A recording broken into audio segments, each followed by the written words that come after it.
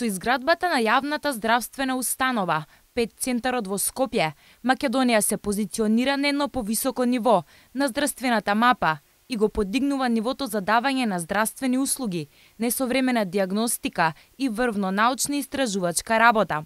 На настанот по повод завршување на градежните работи на објектот присуствуваше министерот за здравство Никола Тодоров, премиерот за спроведување на изборите Емил Димитриев и председателот на ВМРО ДПМН Никола Груевски.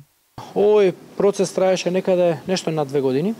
Процес на градба е еден од најсложените здравствени објекти или најсложен здравствен објект изграден во историјата на Република Македонија, но и би рекол пошироко во регионот, со најсовремена опрема, вклучително и циклотрон за производство на изотопи, нешто што нема од Атина до Виена или од Истанбул до Виена, и кое што можам вака да кажам дека ја става Република Македонија на едно друго ниво на светската здравствена мапа.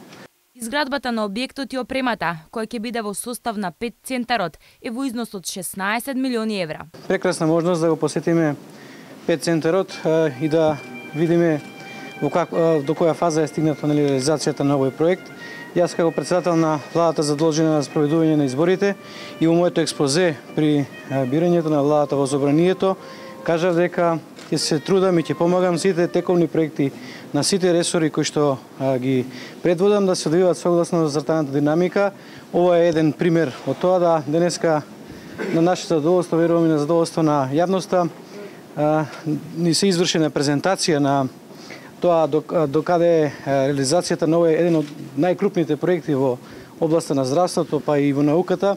Сите процеси во центарот се одобрени од Меѓународната агенција за атомска енергија и целото производство треба да биде валидирано и сертифицирано од неа. Процесот на валидација почна со првото производство на изотоп, кој се случи на 11 декември 2015 година. Пациентите од Република Македонија, верувам дека пациентите од регионот го очекуваат како некоја придобивка која што ќе значи подобро здравје во делот на дијагностицирање, односно подобро здравје во делот на следење на терапија, односно подобро здравје во делот на планирање на терапијата. Позитронската емисиона томографија представува нуклеарно-медицинска визуализацијска техника, со која се добива тродимензионално прикажување и мапирање на функционалните процеси во телото.